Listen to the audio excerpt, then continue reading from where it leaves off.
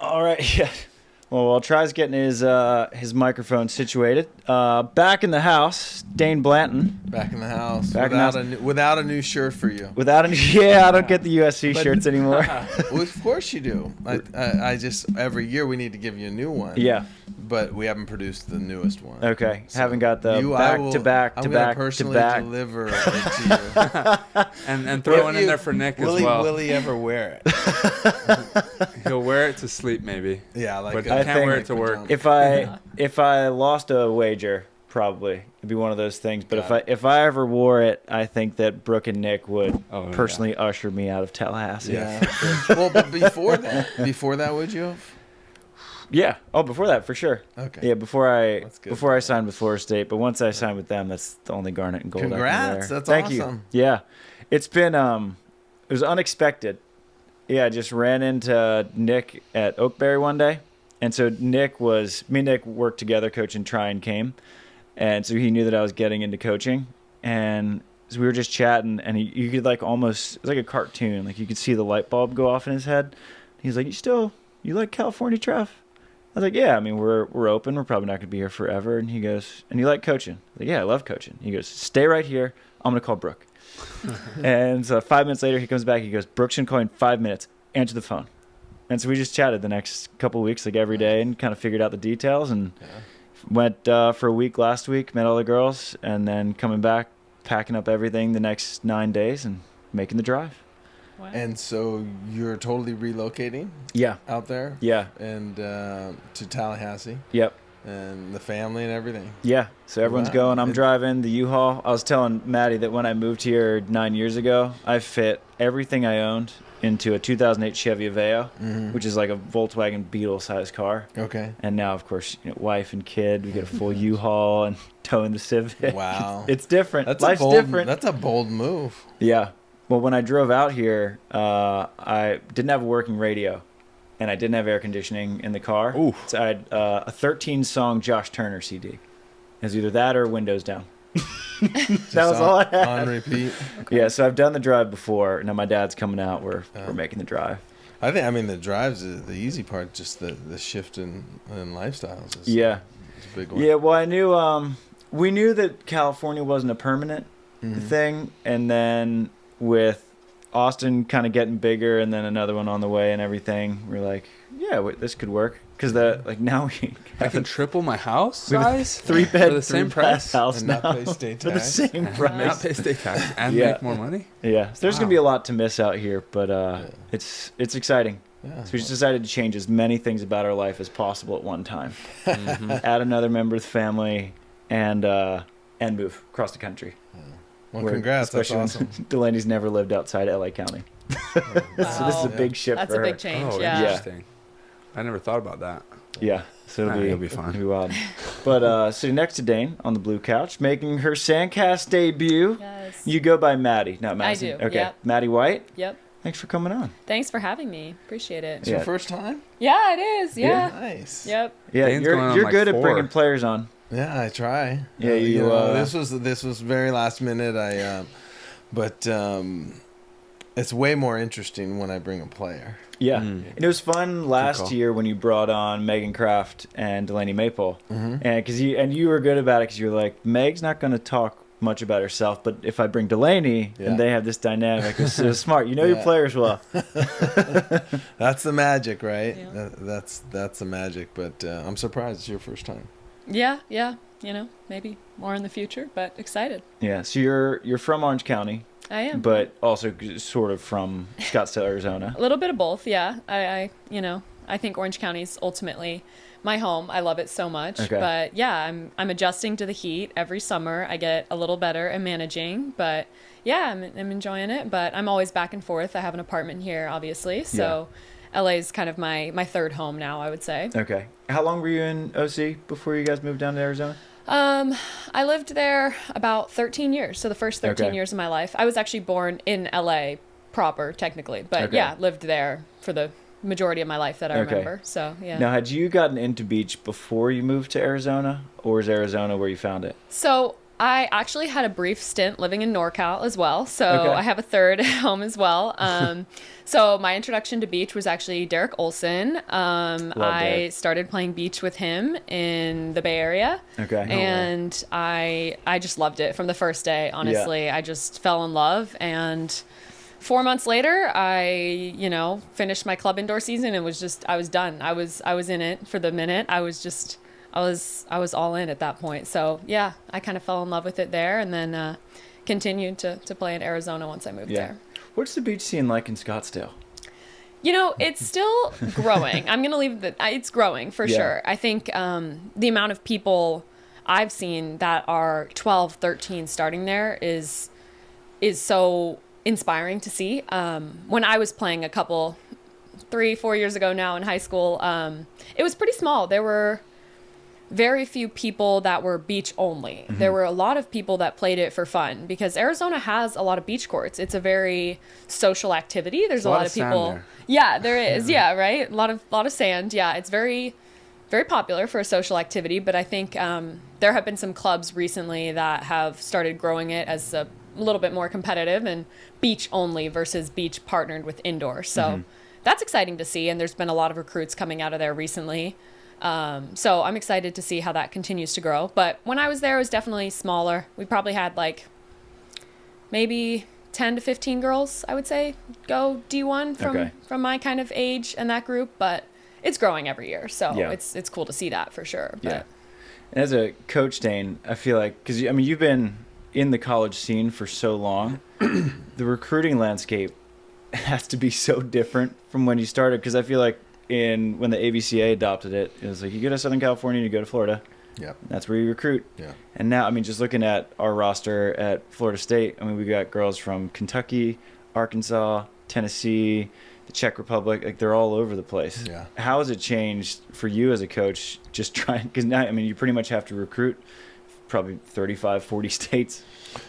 Yeah, well, when I was an assistant coach and Anna Collier was the head coach, she used to get a lot of athletes just homegrown, Southern Cal, and it was very kind of concentrated. And as the sport's grown, it's really taken off. I always say the three hotbeds are Southern Cal, Florida, and Texas. Yeah. And Texas for sure has been huge for us. I think last year we had 7 Wow. Texans, and I think this year we have probably somewhere between 6, maybe. This year we have definitely 6, I think. Yeah. Whoa. So I went heavy on, hey, wherever you're at, we're going to try to give you an opportunity instead of staying at home. And to be honest with you, I think some of the athletes that play in like Texas and even Florida, when they come out here, because most of the national championships of everything, 1440s out here, AVPs out here, AAU, all of it. And for the Southern California athlete, it's like they're rolling right out of bed. It's not as special. Yeah. But when Floridians and Texans come here and play in the South Bay, I think it's a bigger deal for them. And, I think sometimes you can find a lot of hunger outside of a little more hunger, I should say, because there's great athletes in Southern California as well. But definitely had to cast a larger net as the years go by. And now I think it's even going bigger. Now it's going global because we've had some successful Europeans. Tina Gradina, to be specific, for us, came here, didn't know what the real system was, and by the end was like, can I get another year? I want to, this is the greatest thing ever. And so that word is starting to spread throughout the European countries, and they're starting to get, hey, we don't have this system at home.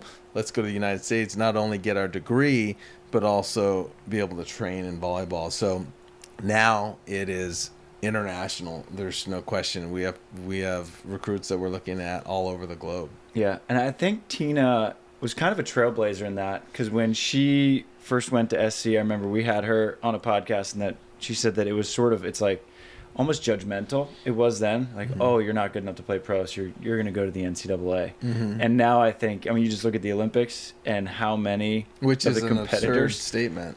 Yeah, seriously. Right? It's almost like doesn't even make sense. Like, Right. no one looks at it like that here. Yeah. Right. And we look at it, we're like, well, this is the best. This is Well, the best if talent pipeline if the I've pro ever seen. level offered like what some other sports do, like right off the bat, where you're signing for millions or what something like that, you know, maybe it'd be different, right? But I think the value of them going through that pipeline, obviously getting the education, living in the U.S. and all that, it just puts it on like a whole different level. Yeah. I think. And I agree with you 100% that if the next step was a huge step up, and we all know we played at the collegiate level and the pro level, and I have to tell my athletes, like, when you leave here, you're stepping down Yeah. from a lot, not all programs. USC is professional athletics. Yeah. I mean, and then because there's the bottom of beach volleyball, and you work your way back. yeah, and that's not you know, a knock against anything other than the top programs in collegiate beach volleyball provide the athlete with so many benefits. You're talking sports psychology, you're talking athletic trainers, you're talking strength and conditioning, you're talking nutrition, you're talking all your flights and everything is tutors, everything's taken care of. You play, go to school, and take care of yourself. Yeah. And she can attest to that. Yeah, it's top notch. You can't compare. Yeah, it's great. And then it's a bummer though, like you go to the pro and the pro level and you're like, I gotta hire my own coach, I gotta hire, if I want a nutritionist, I gotta figure that out, and it's hard. It's USA Volleyball has a pretty nice facility for us. Like, we have a state-of-the-art facility with the weight room, athletic trainers, you know, a boardroom, watching film, meetings, you know, they're taking care of some stuff. But yeah, the just uniqueness of beach volleyball in itself, how each team is really just two people, and you're getting resources, but you're on your own. You're not USC. You're not USA Volleyball when you travel.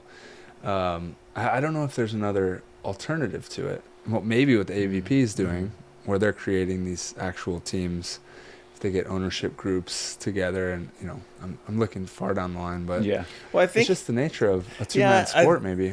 I think so, because you got to compare it to like a golf or like what about tennis doubles tennis? or something, you know, something that's more individualized, Right. and it comes down to, because those guys scrap too, the tennis players and the golfers. The only difference is the checks are a lot bigger, and it makes a lot more sense, and it makes it a lot easier to hire coaches and whatnot. Yes. And so it's create that team around yourself. Yeah, it's definitely a struggle until it becomes more of a financial opportunity for the players, for sure. Yeah, but it's so cool to see the resources that college athletes get.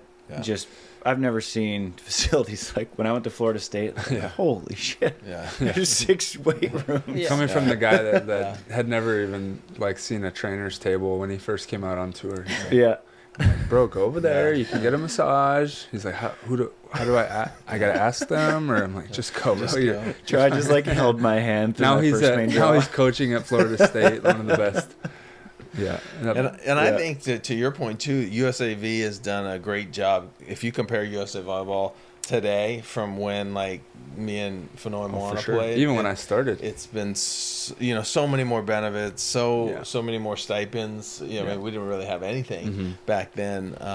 It's tough if you don't live close to the facility, but I think they've done a great job to this point, and you know, it's starting to ramp up. But we got a long way to go. Let's not fool ourselves. There needs to be way more investment in the sport, and I think it was a massive wake up call this year, because every gold medalist that we've had is, I would call them self-made.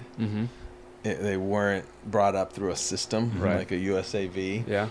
And now it's time for USAV to really step up, and I think we got slapped in the face bringing home no medals. I think everybody was shocked. I know I was shocked. Being there, I thought we would bring home a medal, at least in the women's side, if not a gold, you know, and a bronze, or I thought 2 medals. we would have had 2 teams on the podium. And it was weird to see. How tough was it for you as a commentator? Because when I'm commentating VBTV and there's Americans, like I have to work so hard not to be like cheering for Kristen and Taryn and Kelly and Sarah, especially. I mean, God bless it when I had to commentate your matches while I was your coach. Yeah, that was weird. You know what?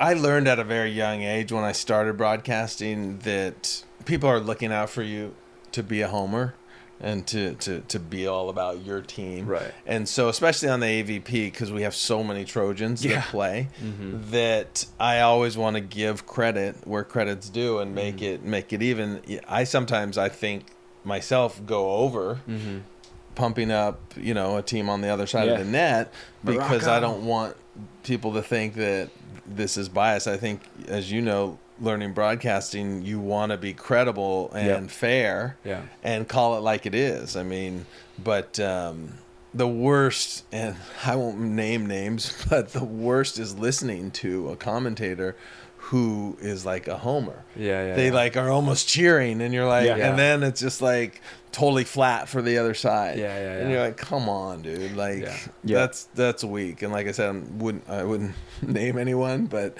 they're out there.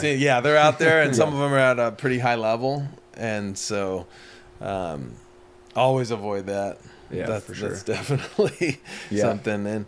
And it's fun. It's a privilege to be in the booth talking about who's on the court, and I think I think you want my goal, not always, but is to, if they sit down and watch the match, they'll be like, oh, that was a good call. I was shanking the ball, they called me out on it. I get it.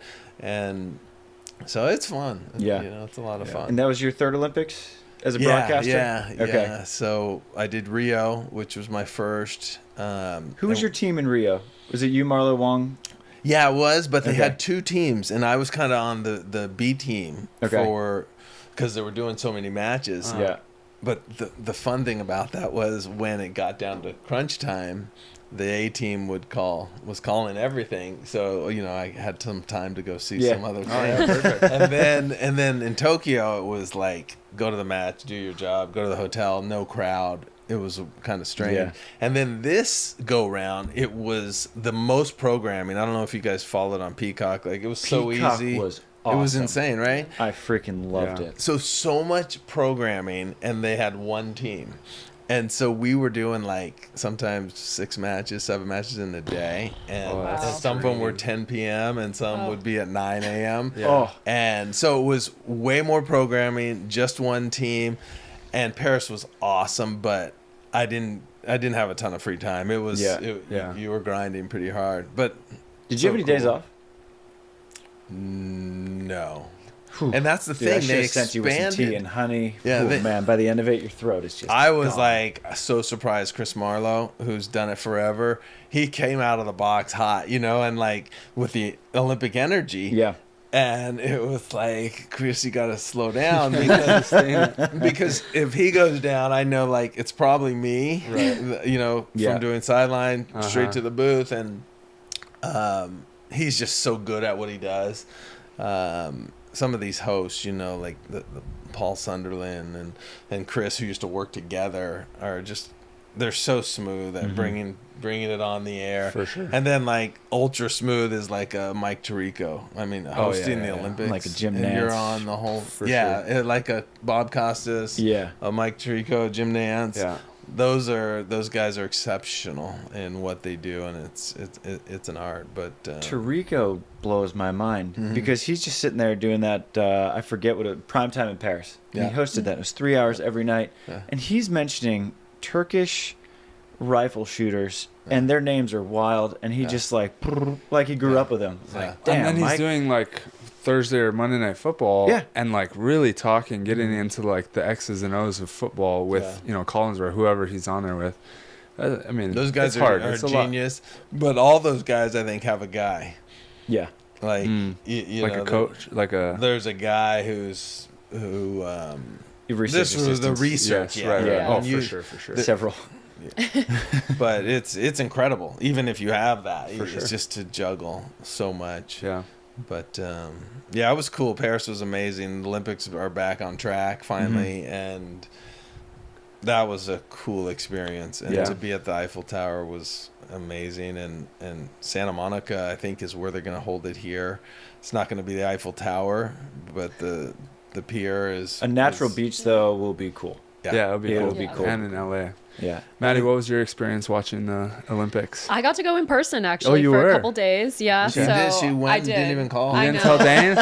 She was like, I think I'm going. And I'm like, hey. Yeah. She's like, oh, I'm already home. I wouldn't have called Dain either. No way. He was busy. He told you he didn't have off I want to days. hang out with my coach out here. Yeah, right. No, but it was amazing as a spectator. It was really well done. I'll say that for sure. It was the lights sparkling from the Eiffel Tower at the night games was spectacular. That was that happens amazing. every week. Yeah, I know. They told me, like, one A lot of of the people locals. they're like, oh, they did it for the Olympics. No, I was here like last year. Yeah. And that thing lights up every night. It's crazy. Yeah. Yeah, it's crazy. They told me it's at like a random time. So I would see everybody stop and like just start staring at it. And I was like, what's happening? And like every single night they would do that. It was pretty awesome. But the fans were awesome. I've never been to a pro beach event on the FIVB That was or your first. Olympics. So this was my Jeez. first. And yeah, the Well, fans it's all were, downhill from here. Yeah, right? You can't beat Sorry about that. No, you can't. But Don't go again. yeah. Yeah. Yeah, but the fans were pretty awesome. They were very into it. It was different being there, being a beach volleyball player versus seeing the fans who maybe were newer to the sport, but just how into it and cheering and doing the monster block chant they could get. I was pretty surprised. So I hope maybe they can gain more momentum from the Olympics and continue to use that to help grow the sport, I think, because I think some of the other events don't have that same viewership, but I think they could in the future. So I'd really like to see that. But Did you get to watch any other events? I didn't. I only saw beach volleyball. We were going to go see 3x3 basketball, but we couldn't end up getting tickets. They were kind of tough. It's so difficult. The ticketing system could be better. I will say that, but everything else is great. But yeah, we just saw we got to walk by lots of the venues and stuff, and like the fencing venue and all these different venues. There's always just so much going on. No, I didn't. Yeah. I wish. Yeah. I wish I could have been there in person for that one, but no, I didn't get to catch the break dancing, but it was incredible experience. It was quite warm, as I'm sure you know. It was hot, but yeah, it was nice. Honestly, there are not many complaints. Paris is amazing, but I think LA will be pretty awesome for beach volleyball specifically, getting to be on a real beach. I don't know when the last time, I guess Rio might have been a real beach, but yeah, it'll be cool to have it on a real beach instead of just sand volleyball. It'll be real beach volleyball. So I'm excited to see that, but Yeah. So you were just there on vacation? I was, yeah, Okay. just vacation for a couple days. I actually went there, and then I went to Belgium for a couple days. But I love Belgium. yeah, it was awesome. Where'd you go? I stayed in Brussels, but I went to Bruges as well. Okay. I didn't get to go to Ghent, but yeah, Okay. I went to Bruges. It was awesome. Brussels is one of the coolest cities I've ever been to. It was awesome, yeah. Was it sunny at all, or is it just dumping rain? It didn't dump. I won't Okay. say that. It sprinkled, but it wasn't Yeah. too bad. It could have been a lot worse, but it was great weather. Honestly, the temperatures were nice, better than Paris. Paris was hot that week, but Belgium was great. Yeah. Weather-wise. Do you have international aspirations to play? I do. Yeah. I haven't played my first international tournament yet, Okay. but I'm hoping to maybe this summer. So yeah, I really hope I can. I love traveling and love playing beach volleyball. So I really hope I can. There's a Futures in Leuven, Belgium Okay. every year. Yeah. It's one of my favorite places I've ever played. Wow. Yeah. Because they put sand courts in the city center. Okay. And then the backdrop is this like landmark of a library. It's just like this gold library. It's with this huge tower on top. It's awesome. Yeah. I love the beach venues, but the city venues are incredible in cool. Europe as well for beach volleyball. Yeah, it's pretty cool. Yeah. Yeah. And they just added, there's a Futures in Florida in December. Oh my gosh. Wow. Yeah. And, Interesting. in Pompano. In Pompano. This Okay. is December 5th through 8th. Okay. Yeah. Nice. Yeah. Pompano's great. We got to play there this last season. It was really nice. We enjoyed it. Yeah. As a team. So I think it'd be cool. That's basically, I feel like, just going to be an NCAA competition. Pretty much. Yeah. Pretty much. Especially with this rule change now, so we can play during 8 hours as well. So Okay. that's made it really nice. I think a lot of us have been able to play some pro tournaments after school starts. So we still can't during 20 hours, obviously, Yeah. so in season, but it's great to have the option during 8 hours to play, whether it be, I guess, Chicago, Hermosa this year. So all those has been a really nice addition. Yeah. And you played a handful. So you played Manhattan I did, yes. with, gosh, you just said her name. Brooke Rockwell. Brooke Rockwell. Stanford. Yep. Yeah. Yep. And how'd you guys do? We did great. We actually, it's a very funny story. I got the same exact draw I got the year prior in the same in Manhattan Beach qual. I got the same draw 2 years in a row. Like first round or? Yeah, first round. Okay. Exact same draw. We lost 16-14. So okay. Super, always disappointing in the quali when you have a nail biter like that. But it was a great experience nevertheless. But who was the draw? Kaylee Cruz and Parker Bracken. Okay. FSU alumni, and I think Parker, senior at LSU. But good team. Yeah. It's an NCAA field out there. Almost everybody. It's kind of cool in the qualies nowadays. It's crazy. Know almost everybody because it's so many either incoming still in high school players or college players. So it's kind of cool to see that. Yeah. I mean, if you look at, Sarah Wood is still 15, 16 years old. I think she's 15 or 16. Yeah. And she's making moves in the main. I think she took 7th with Molly Shaw in Hermosa. Yeah. It's crazy. Yeah. It's crazy how talented and how young kids are now. Yeah. Whereas before, when you first started coaching SC, you probably had to build them up for a couple of years before they're really ready to go. There are exceptions like a Kelly and Sarah, of course, but now, kids are coming in and they're just ready to go. Yeah. It's the development is definitely trickling down in a lot of states officially sponsoring beach volleyball. That helps. On the high school level, I gotta imagine. Yeah, exactly. It's funny because we're hearing wow, it's amazing. Because of college, girls are coming out to pros ready to go for the first time. And now we're hearing, wow, because of high school, they're coming out ready to go. And amazing for the American pipeline of girls. I'm actually glad I'm on the guys' side. There's less competition coming out every single year. It's crazy, you're right. But the formal training is starting at such a young age, and that just starts to translate into a better volleyball player when you get to that senior in high school and then senior in college, and then by the time you get to the pros, you're ready. Yeah. And I think that's one of the things that's made what you've done these past 4 years all the more impressive. You've won 4 straight national championships, won the sport, and it just gets deeper and deeper and deeper. How, obviously it's not a simple answer, but how have you been able to sustain, what has led to that sustained success, do you think? I think the biggest thing is recruiting, athletes like Madison, and recruiting is hard. People think as soon as you win, it becomes really easy, and it doesn't seem like that. I think right now, we've gotten to a point to where it's okay, we've set our program apart. But I don't think it ever gets easy to where I never take it for granted. Kids are going to go their different directions that they want to go at all times. So, I think the recruiting edge is important. And then the recruits will look at the current athletes. I'm sure you've talked to a lot of athletes, and, what are they looking for? What are they looking for? Some the school, some the academics, some the location. There's so many things on the menu. But I think that's been the biggest thing, recruiting the right types. And every year's so different.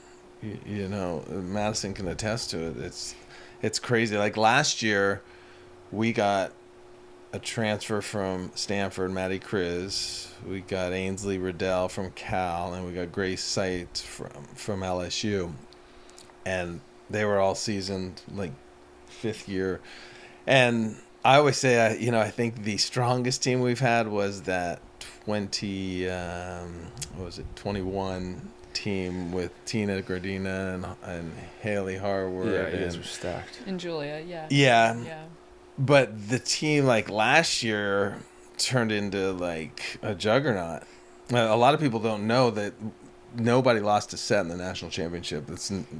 I don't know if that'll ever be done again, and That's it crazy. had never been done. But every one of our wins was 3 to 0. That's got to be nice as a coach. Yeah, well, I was so proud that if some of the matches were to finish, maybe we would have gotten a loss. But to go in a single limb tournament and no one got, to that last point against any one of the teams, I mean, that's a testament to the type of players that are out there. And Madison, 2 years in a row at the number 2 spot as a freshman and as a sophomore. She plays at the number 2 spot. Talk about being ready. No kidding. Out of the gate. Yeah. I mean, that's a dream, right? Like a freshman playing at the 2s and winning. Yeah. With even a little attitude. Yeah. And you were you're with Madison Shields, Yes. the Mad Dog. We got to Love find Maddie. a Madison for her this A year. lot of Yeah. Madisons out I'm there, right? exclusive, How many yeah. you have 3 She Madisons played or Maddies? but she played at the 2s, Madison Shields the With- first year, Yep. and Got then it. Maddie Chris Yeah. last year. Yep. And so now we need to find her a Maddie. Okay, Yeah. Do we have it? That's Do we on have you, it? Dan. We have a Madison. We have one Gelner. other. Yep. We have That's Madison right. Gelner. Yeah, right. Yep. She's in. Yeah. She's up. What can we say? Yeah. It's destiny. Yeah. Well, what's it Yeah. like? What was it like for you coming in as a freshman onto what was the most historically dominant beach program of all time? And I think right now, I mean, is there a more dominant program in all of college sports, in all of sports in general? The 4 straight natties. He's pumping it up. It's a hard to argue. I don't know. It's hard to argue with it. But what was that like for you coming in? Because for a lot of people, freshmen can come in with no expectations at all. But if you're in the starting lineup, the expectation is kind of to win. at Yeah. SC. I mean, I think the great thing about our team has been with our leaders that we've had great leaders the last couple of years, and this year I think we do as well. And I think the great thing is that they treat everyone equally. We don't treat freshmen as if they're freshmen. We don't treat them like they're made of glass and they're not the same level as everyone else. I think we keep everybody to the same standards. So I think that has contributed to my success and the success of a lot of other freshmen and new transfers or younger people on our team, is that everybody on our team is so talented every year, this year included. It's incredible to see like how they come in and they're just so hungry and they want it. And I know I was in that position my freshman year as well. And so I had to hold myself to a very high standard to hang with some of the older girls on our team, like Megan. And, I think that really is set by the team leaders that we've had and the captains and honestly the coaches as well. They hold everybody to the same standards. So I think that's contributed to our success a lot. Who were the leaders when you were a freshman? My freshman year, the captains were Nicole Norse and Delaney Maple. So, but we also had Audrey Norse and Megan Kraft, obviously, as well. But, yeah. And then so your sophomore year is a lot of the same with Megan Same and Delaney. people, yeah. We didn't really lose very many. We lost, Madison Shields and then our other 2 grad transfers as well. But the rest of the core of the team, I guess I would say, stayed the same. So, yeah. Who'd you guys lose from last year?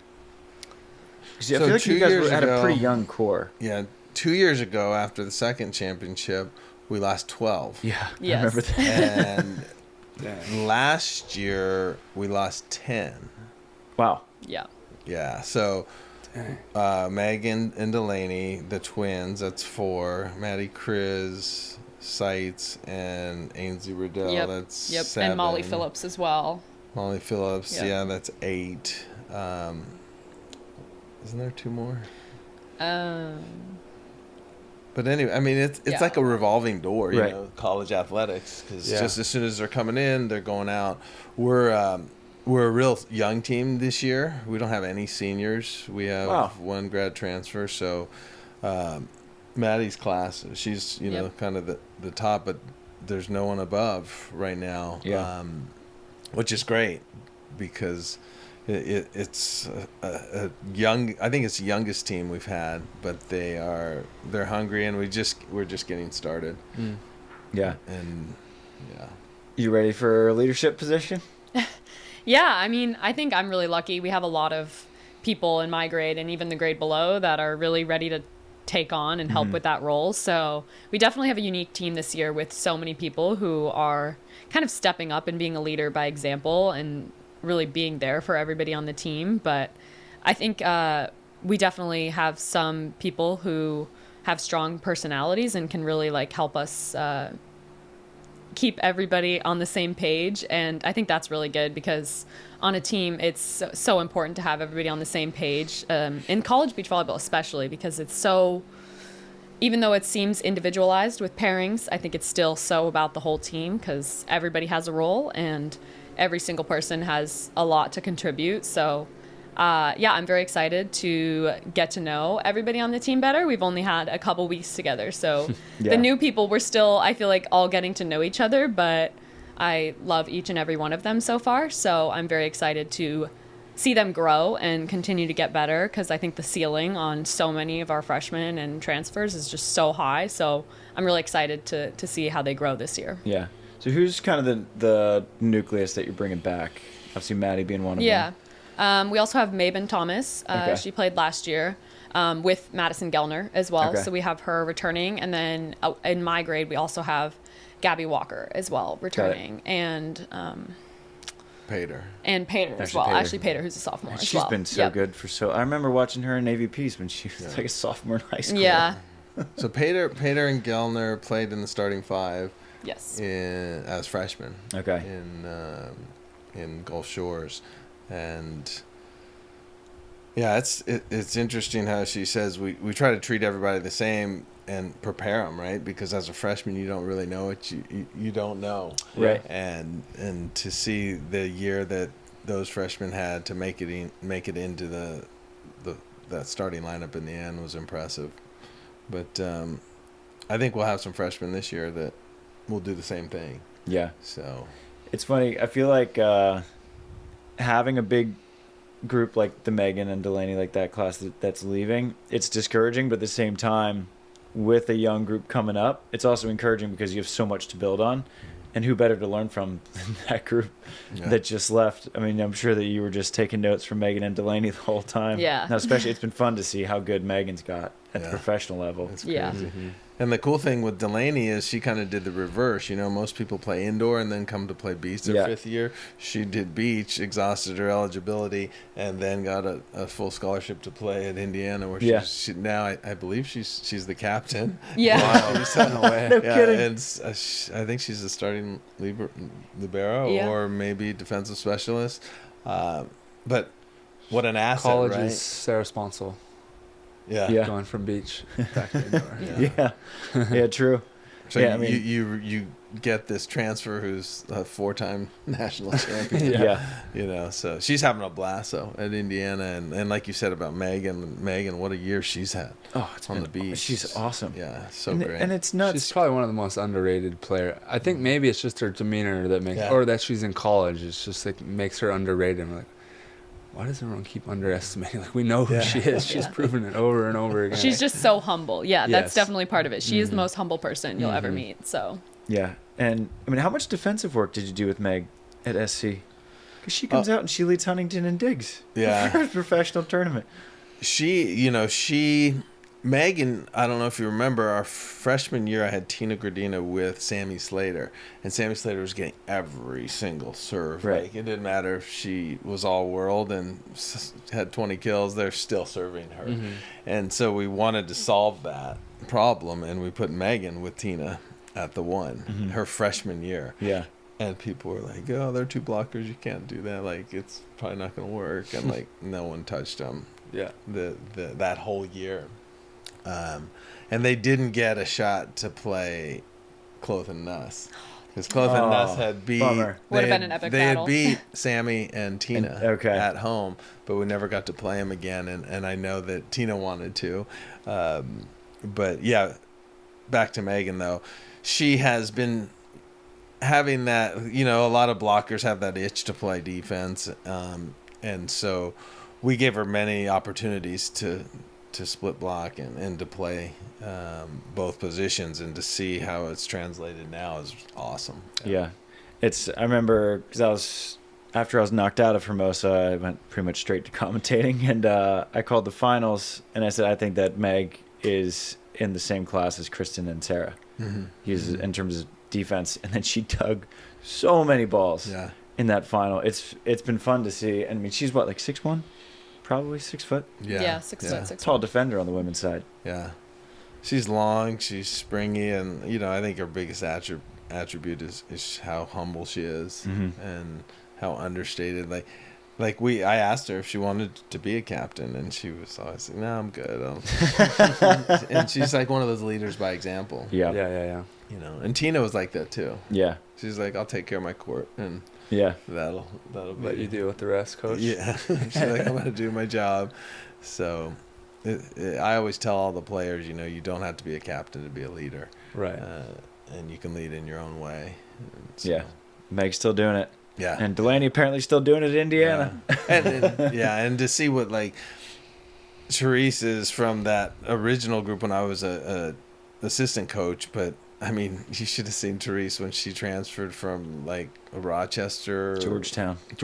Yeah, coming in from like she wasn't a beach player, Right. So to see what Therese has turned into is amazing. She's done a phenomenal Talk about job. an underrated player.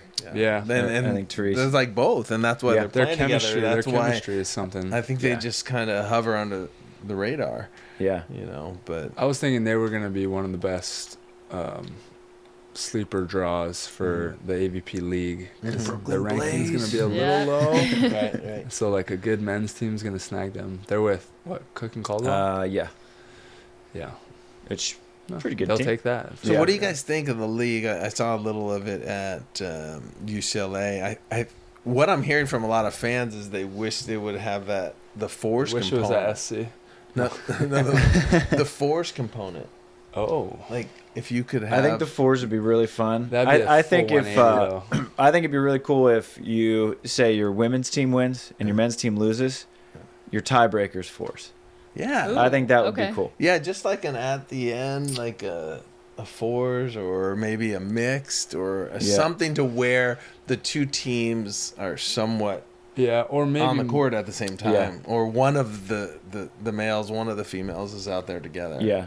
That'd- I think that, but I think a lot of fans, everyone, because I think the college model is the best model in beach volleyball, period. Yeah. I think it's awesome. Like when you just see everyone running to court 5 Yeah. because that it's tied at 2-2. I think it's so cool. I would love to see that happen. But I think at the professional level, just given there's not the depth of talent there is at the NCAA, I think if say each league had three pairs and it was best of 3, I think that could work. That can work. Yeah. Because a lot of the comments that we've had on our YouTube and other social channels have been, how can we get the college model at the professional level? I agree with you. It's the most intriguing format that I've seen, with volleyball. And it's funny because we get a lot of juniors that come in from playing juniors into college that don't adapt well, because it's like you have your pairs, but you have also 20 other teammates. Yeah. Right. And can you coexist in that? Or are you just not to mention the support system of the school, Yeah, right, that you yeah. mentioned earlier. And then you come out and it's just, where do I go? Yeah. Who do I practice with? Where's my partner? You're like, Yeah. we don't know. Yeah. Go figure it out. You're like, wait, what? Yeah. It feels like that's what it feels Yeah. like for a lot of people. So the format is, like you said, so compelling, running back and forth. Like it can be on the line here and then it switches. And how do you create that at the pro levels? It's hard because collegiate sports, like people like bleed for their alma Yes. mater. And so They already it's have that hard fan to base. create that, Mhm. right? It's hard to create Yeah. those pro teams where you're like, the pros probably don't live, That's why they created the cities, right? Yeah. So now, Yeah. if you're from Austin, that's your team. Now you have a reason to cheer for them versus like, Mm-hmm. I don't really like that. I like that one guy and maybe that guy, but they don't play together. And it's just like, like, I know them because my cousin knows that person, or, Yeah. it's just like a random reason to be a fan versus like, they represent me. We don't represent the fans really at the pro level, on any level. Now with the city representation, at least we're starting down that. I like the creativity of it and throwing stuff against the wall. We Yeah. need to figure out something that makes volleyball more relevant the other 3 years that it's not in the Olympics, Yes. because it's so big at the Olympics that it's been bumped up to like a tier 1 type of sport like athletics or gymnastics. And I remember when I played in the Olympics, which is now almost 25 years ago, we might have played for 10 days, 9 days. Now beach volleyball is every day of the Olympics. Right. And it is 3 sessions a day, 15,000 in that stadium. Awesome. 15,000, they clear it out, 15,000, they clear it out. And if they put a 4th session, they would sell it out. And is it same in Paris where IOC or NBC, whoever it is that's benefiting from it, like beach volleyball just killed it again? yeah, the this year, ratings for were, sure. Yeah. Got it. It's so unique. Like, where can you go and be loud? Music's playing the whole time, crazy athleticism, and you get to cheer for a country. Yeah. And it's very different than going to tennis, where it's very quiet and it's a different vibe. It's very formal. But why is it not as relevant? No one's figured out the magic to get it to that level when it's not in the Olympics. You know, I think, I can't say no one. I think Hannes pulled it off. Hannes Jagerhofer from I think he Austria. did a great job. He created a great product, but he wasn't able to sell it to the masses, right? Like the fan bases, in the way that he needed to make it sustainable. At least that's from my perspective. But I think that was due to a lot of politics with the international body, which as you guys probably know the politics better than I do now, with what is it, the TV, VBTV? Volleyball TV. So Volleyball World is the Volleyball FIVB's World marketing controls, arm. right. So the FIVB technically controls Volleyball World, but Volleyball World is just their basically marketing and PR arm of the FIVB. So it's a lot. It's a lot of bureaucracy. Exactly. And then where does a great promoter fit in there? Who's bringing his own sponsor as well, right? Whereas the tour has their sponsors, and then it's tricky. What a lot of people have said, well, what if the Olympics turned into college style? But I don't think that enough countries have enough depth. But I think you could get enough countries with maybe 3 teams. Yeah, how many teams do you need? Which would be cool. I think you just need an odd number of pairs. And I think if each country had 3, that'd be more sustainable. But I think one of the most alluring parts about beach volleyball that makes it so diverse that you could get Sweden to be the best team in the world is that you only need 2 people. So you can get all these teeny tiny European countries that are able, like, why is Latvia so good at beach volleyball in the Olympics almost every single year? Right. You just need 2. But to put up an indoor team, you need 12 world class athletes, and like Sweden wouldn't be able to put that together, but you got 2. Yeah, you're right. And that was the big argument about having a pairs national championship. Yeah. The NCAA didn't really want that. They wanted one team championship, because if it is a pairs championship, what'll teams do? They'll just focus on getting 2 athletes and not worry about the rest. Yeah. So it's compelling. I would love to see it converted somewhat to the pro level, but I don't know. I don't have I think at least an exhibition. Yeah. A U.S. versus Brazil. I think that would be an awesome addition. Would be sweet. Yeah. Just throw one in there, or we kick this around all the time. We did have one. We've had a U.S. versus Brazil exhibition before, and it was amazing for us. Fans showed up. It was in Rio. Nice. But we didn't really have American fans down there, so we kind of got worked. Yeah. I just want to see like some kind of Ryder Cup type event in beach volleyball. The SANDCAST Open. SANDCAST Open. There you go. Like if you do like North America, South America, and Europe. Yeah, you could break it into like the NORCECA or the continental locations. I just think it'd be cool. It'd be very compelling. It's just a lot of logistics, because you got to deal with federations, and does the FIVB sign off on it? Yeah. It's I think so Travis much. is the guy to do it, right? I mean, let's talk about it because we were talking about it before we started. He's an event promoter now, right? Player, coach, broadcaster, podcaster, writer, and author. Yeah. What am I missing? Dad. Promoter. That's a big one. And we could put promoter to it. Yeah. But I think the most impressive is coaching, playing, and broadcasting in the same Tournament. I don't know if that's Broadcasting Yeah. his team's match while they play in a massive Olympic qualifying event. that. Well, the first Elite 16 of the season, so he was in Doha with Kame, and so I was coaching him. And It was like a 15-13 against Chase and Miles. yeah, and in Qatar to start the year. and I had to commentate that match. You were supposed to be coaching? Well, no, so internationally you can't be in the box anyway, Oh, so it didn't got it, matter. got But it, I right. told them Elite 16s. That was kind of the deal Yeah. beforehand. I was like, Yeah, I told them I'd go to challenges, but I would commentate elites. Yeah. And so I'm sitting there and I'm looking at the drill. I'm like, you got to be kidding me. And so like in the 5-minute lead up to the match, I'm like, listen, everyone, full transparency's sake, I'm trying Kame's coach. I don't know how this is going to work out. We're all on this roller coaster together. Yeah. That's awesome. It was a lot. that's got to be a first. Yeah. I wish I had worn, I mean, you got the whoop on now. If I had a whoop on, dude, my heart The rate stress. would have been Stress. Shoo! Nervous. That's high. crazy. Yeah, but I would, man, I'd love to see that format Yeah. at the somehow. Yeah, I think it'd be fun. Yeah, that's nice. And I mean, we should actually talk about the college game and how it's going to change drastically Yeah. next year in the Yeah. fall of 25. Yeah. Can you give us a rundown?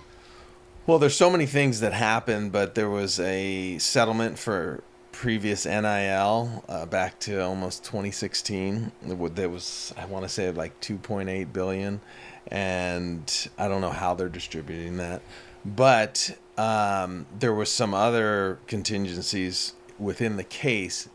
What the NCAA wants to do is get out of this litigation that keeps coming at them. Right. So what they're going to do is get rid of scholarship limits, and they're going to impose roster limits. What that means is there's no longer a limit of 6 scholarships for beach volleyball.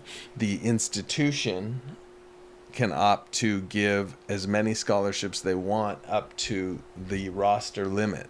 So football, for an example, used to have a a scholarship limit of 85 scholarships. They could have 120 people on the team, but 85 was the cap for full scholarships. Jeez. Now I believe the cap for the roster comes to 105, Okay.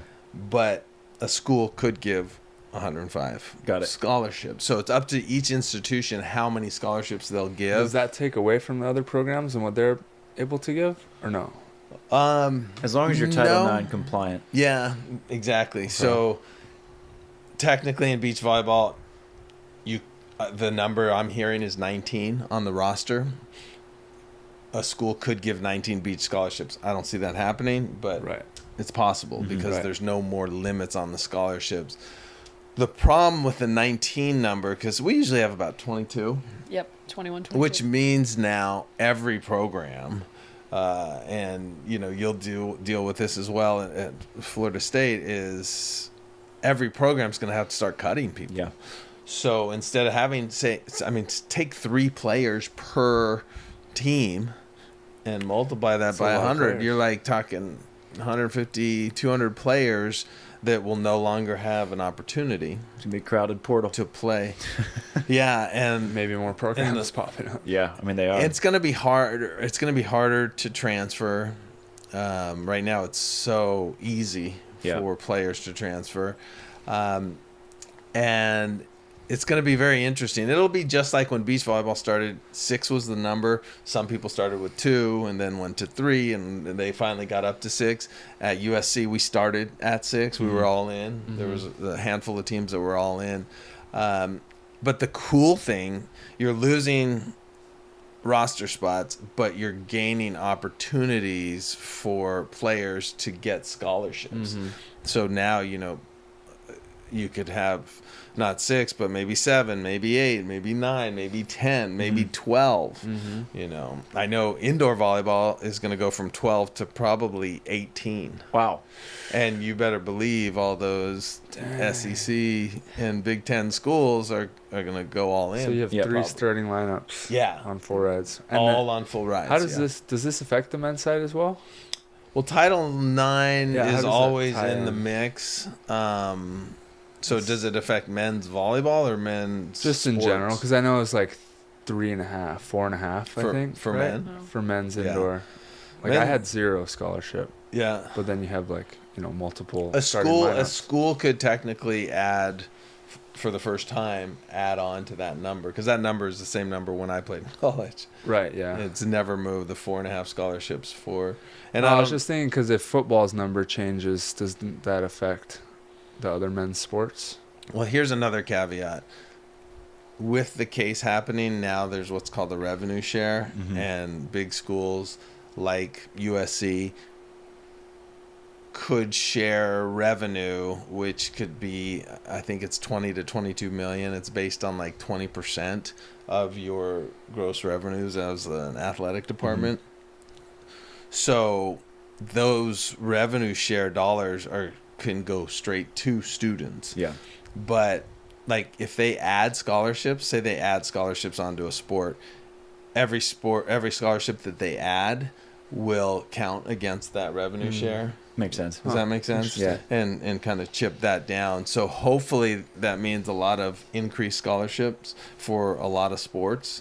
But it's a challenging time for athletic departments, because imagine if now you're doing a $20 million revenue share. That means like a 20% like pay cut. Right. For the department in a sense, right? Yeah. And so that's where I think you're going to see that whole NIL movement and development internally at the athletic department merging Yeah. more. Well, did you see what Tennessee's doing? I didn't. So they are adding a 10% talent tax on Uh-huh. season tickets for football, which right now, I mean, they're 3-0. It's a great time to add that tax. People are Yeah. going to be pretty willing to pay it. Talent And then tax. because now for the first time with this case, schools can pay the athletes with revenue sharing instead of, because right now it has to go from NIL to the Right. athletes, and now the schools with the rev shares can do that. So Tennessee is increasing their revenues with this talent tax through football that they can then redistribute basically to hedge against the 20 to 20 million. Yeah. So you're paying on top of scholarships. This Yeah. is paying them on top of scholarships. Yeah. Has there Yeah. been any big movement on the NIL side for beach volleyball? I know there's certain athletes in certain sports around the country that are just blown up and really taking advantage Yeah. of it. Is that happening in beach volleyball quite I yet? haven't seen anyone like blow up and make like millions Yeah, of not like dollars. the gymnast. I haven't like, seen any or, Olivia Dunn's. Yeah. Is that the gymnast? Yeah. Yeah. Or And then basketball. those twins that were first out of the gate that The played Cavenders. basketball. Yeah, the Cavenders at they Miami. signed- Yeah. And the beach thing, I think there's a lot of players having a lot of deals, the smaller deals. But it's there. There's different organizations that are helping beach, and it's kind of becoming part of the deal. It's Yeah. a very rapidly changing Yeah, environment for sure. How has that, or has it, impacted the way you go about your business as a coach? Because, I mean, I think the scholarships, I remember maybe it was last year, we were talking about how being limited to 6 scholarships limits the talent you can bring in for beach, because what's an indoor player an indoor like 6'4" outside hitter who would be phenomenal on the beach, like a Catherine Plummer. She's going to go indoor when she has a full ride instead of, all right, well, you're going to be on 70%. Oh yeah, it's what I've been saying from the time I started coaching. My number one goal was to get scholarships increased. Yep. Because you are putting there's a lid on beach, because as a junior high kid, everyone's looking at the future. Yep. What am I going to, all right, I'm going to play, am I going to keep playing beach and club? Am I going to, wear myself out doing that? Or let me see where the path is for me. And then you're like, oh, there's 12 scholarships at 330 D1 schools for indoor, and if I'm killing it, I can get a full ride, but most likely it's going to be a partial. And then they make a decision, which is financial.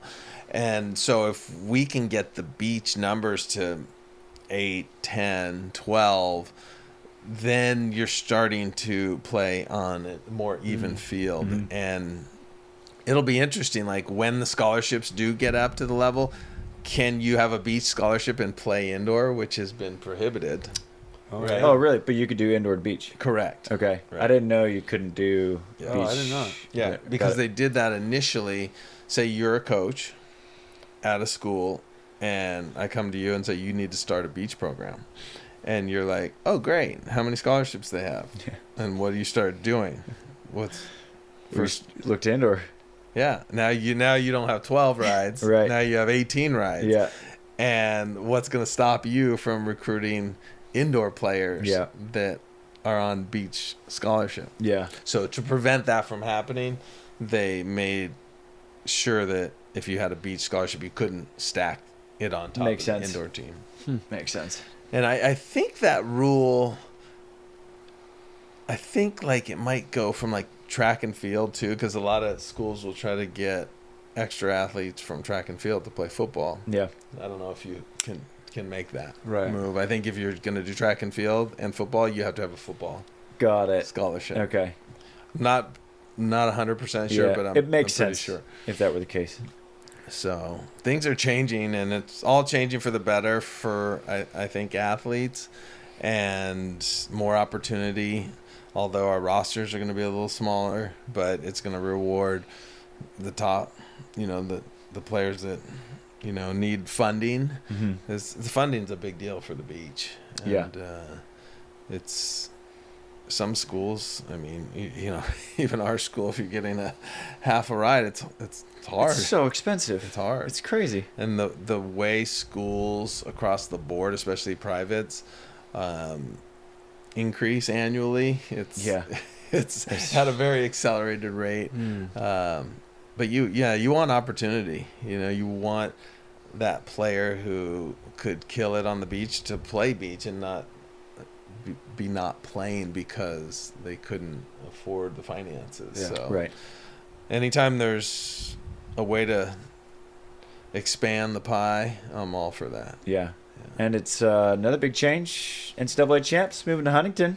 Yeah. Yeah. OC, that's at home for you. Yeah, it is home. Yeah. It's exciting. I think it's been met with some mixed reviews because of the emotional attachment to Gulf Shores, which I certainly have too. A lot of nostalgia. Yeah. So it's hard to think that we're not going there this year, that for sure. But I think it's exciting to see how that can help grow the sport, because I think the fan base is going to be so much bigger. Gulf Shores honestly couldn't be any harder to get to. It's just like, I don't know how it's possible, but it's so hard to get there from the West Coast specifically. So I think seeing the amount of fans we're going to have this year I'm excited to see that. All the juniors coming out, being able to see it, because previously you haven't been able to do that from LA. Even I've always kind of wanted to check it out. Yeah, and you just can't go. Things, yeah, so I'm excited to see more people get to experience it, because it is seriously an awesome event every year. I think the atmosphere is incredible. I mean, we can attest to this. It's just like, it's electric, like more so. It's awesome. Yeah, it's going to be really awesome to see that happen here on the beach here, and see everyone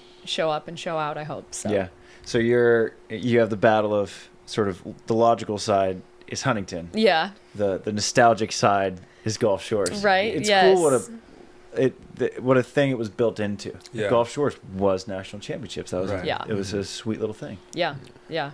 I hope to see it go back there someday for sure. I think they only signed a 2-year contract with Huntington, technically. So I hope it'll go back there someday, because it's kind of the sport's roots now, honestly. It's been there since the beginning, since it was AVCA, basically. So I think it'll be cool to see it go back there eventually, but I think it'll always be a beach volleyball place now. They host a yearly tournament there every year, so I think they'll continue that. And It's UAB that hosts that? I think so. Okay. I think USAV, hosts it in Gulf Shores for juniors every Oh, year. got it. Okay, And cool. so a lot of juniors go to that. Like I remember playing in that once and getting to see the national championship as well. And I think there's like 200 teams every year. So Gee. it's a really big juniors event. So even with NCAA not there, I think that will kind of carry on the beach volleyball legacy there, I hopefully. mean, it could be a game changer that it's in Southern California, especially for you guys, Yeah. where your student body can show up. Yes. Like now your band, I'm sure the band came out anyway to Gulf No, Shores maybe. no, or that's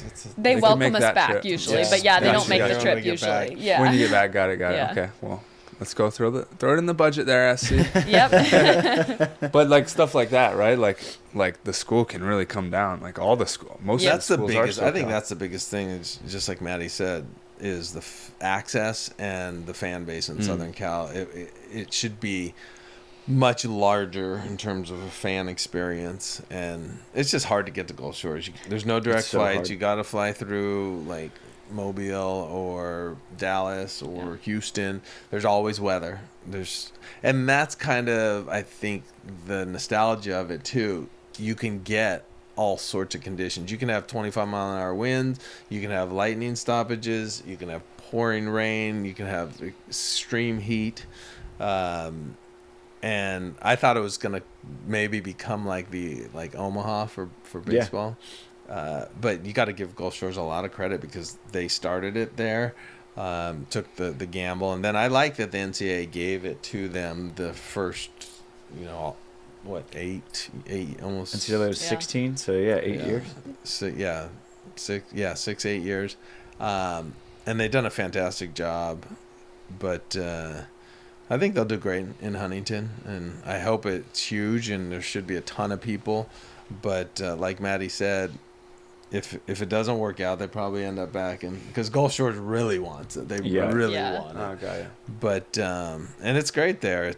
The beach is beautiful. It's amazing. And Yes. the coverage that ESPN does is, I mean, they don't mess around because I actually broadcast the 2018 national championship.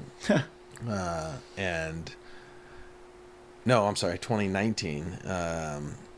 And I was amazed at the setup and at the budget and the dollars spent Yeah. on.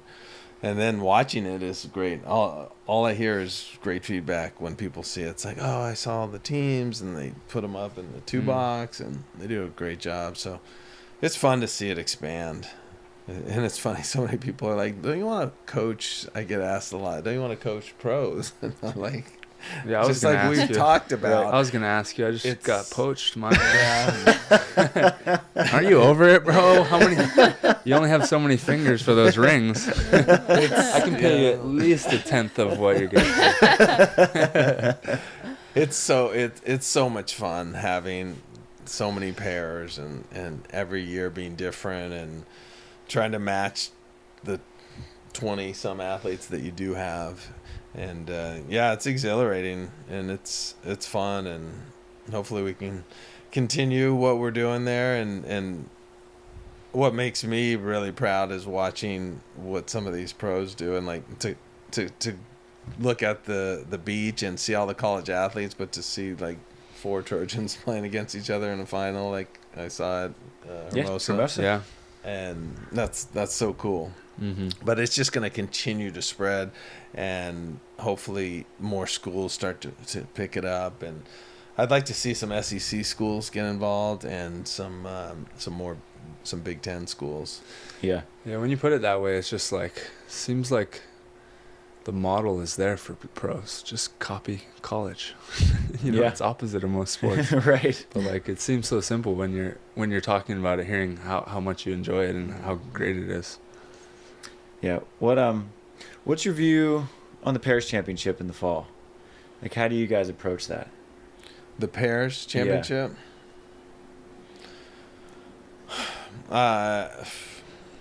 It's a cool opportunity to play. I don't put much stake in it. Yeah. I don't want the athletes to be playing for, I don't want the athletes to be playing year round. Yeah. Yeah, I'm not that into it. Yeah. Yeah, because it's kind of a new thing. This is what, year 3? Yeah. My freshman year was the first. Yep. Okay. And I've been curious how teams approach it. It's funny. I feel like it's geographically split in a way. Because like a lot of teams in the South, they can just drive there. Like, oh, it's great. But Huntsville's not easy to get to. It's back in Huntsville, right? Yep. Okay. And kind of the same as Gulf Shores. It's like kind of hard to get to. The fall is sort of the training prep, sort of taxiing on the runway to get ready for the real season in the spring. And I remember the guys who were kind of helped put it on. They're like, "Oh, this is going to be huge." I was like, "I don't know. I don't know if it's there." And I think I always brag about this to other collegiate sports. We have the best schedule of any sport because we show up when school starts. Yeah. We kind of work into it from our 8-hour window to more of a 20-hour full go, which is from October to Thanksgiving. Then you have finals. They go home for Christmas. They come back in January. Our season starts in February. Seriously. The championship's in May. And we have the whole summer. Yeah. And then we run it back. Yeah. It's like... And the postseason runs during that summer when you're off. Yeah, the postseason you can go play in pro events and do the thing. And what Maddie was saying earlier, they changed the rule this year. You used to only be able to, once school started, you could only play in international competition, outside competition that was international. They got rid of that. I'm so glad that So changed. now you can play in the AVP Chicago. And, you know, it was so limiting and it made no sense, right? Just because school started that you couldn't play. Now you can do that. So you have you have the summer, and if there's a few events that bleed into September or even October, now schools that have started can still do it. It was funny because schools that hadn't started, their athletes could play. Right. So now it's wide open. Yeah. You just have to do the paperwork and you're good. But we have such a great season. It's awesome. I mean, it's hard because I was talking to Brad Keller, who's really building the indoor team back to the prominent days. And if you have a freshman in indoor, they show up, I don't know, in June or July. Yeah. Right? And then school starts in August, and then your season starts a week later. Yeah. So you don't have this time to build up, which would be so challenging. Yeah. I can't imagine. I can't imagine getting freshmen and having them play a month later. Right. Like, not in any world. Yeah. Right. That would be so every sport kind of has its different timeline throughout the year, and ours is great. There's been talk of extending our season, which would be good, possibly a couple weeks on the back end. Yeah. Because it's always the first weekend in May, the championship. But yeah, I love our season, and it's great. It allows the players to play on the circuit and play, at the collegiate level. It's great. College Beach got a lot of good things going for it. Yeah. Dain, Maddie, thank you guys so much for coming on. Yeah, thanks for congrats having on all the us. success too, man. It's been crazy to watch. Yeah. One championship after the next. Yeah, Hopefully we'll see you guys in the finals in Huntington. Way to hold it down. Thank you. Trojans. Yeah. I like that. Yeah, thanks for making the that's trip. right. We got a Trojan. Yeah. Yeah. I get to see. I I'm think surrounded. I see him I actually should have worn my shirt. every. You're getting a shirt for sure. Yeah, for sure. Yeah. You're gonna wear it with pride. I need more. I will. I see him on the walls near our office every day. Yeah. Yeah. Try the That indoor old arm swing. indoor picture, or the That's Indoor, probably indoor. not. That, Okay. They're just about indoor. to. No aren't they beach about love. to No beach redo? love. Yeah, they are. That might be on its last leg. Oh, I'm gone though. Yeah, There's they no way. That was like Fergie or someone like just Yeah. like I'm gonna throw a try in. yeah. No, I'm saying they're dis- redoing the whole office. The art, yeah, I know. Yeah, That's what I'm so- saying. There's no way my picture's gonna make it. You never I'm gonna be know. in the background of one. We could You got the lobby. We Olympic could I'm Yeah, gonna be in lobby. the we can- I think background we can- covering You'd or be something. surprised. Get We a could motion lobby. going. We can get you in there. Between you and You Brad got a guy Keller, in the building. These are my boys in there. Yeah. Come on, guys. At least get me in the background. Yeah. Covering Murphy Troy or something. Well, Maddie, where can our listeners follow you since this is your debut on the pod? Yeah, I am on Instagram, Madison White _10. And Madison is MAD. Madison. Yes. Cool. Yeah. Perfect. And USC Beach, just at USC. Yeah, at Beach? USC, USC Beach on Beach for Instagram, Instagram. Twitter, and Yep. Facebook. Yeah. Maybe. Yeah. A solid follow. Yeah. Yeah. Mine's just Dain Blanton. Nice and simple. At Dain Blanton. Yeah. Yeah. Yeah. No underscores. No, he's special. You got on enough. it early Yeah. enough. Yeah. You got the full name. Yeah. So I'll see you guys East meets West. Awesome. Sweet. Yeah. Yeah. All right, we'll be appreciate back out here. I'll be watching. I'll be Yeah. watching the duel. Thanks, Yeah. stuff. Thank you. Shoots.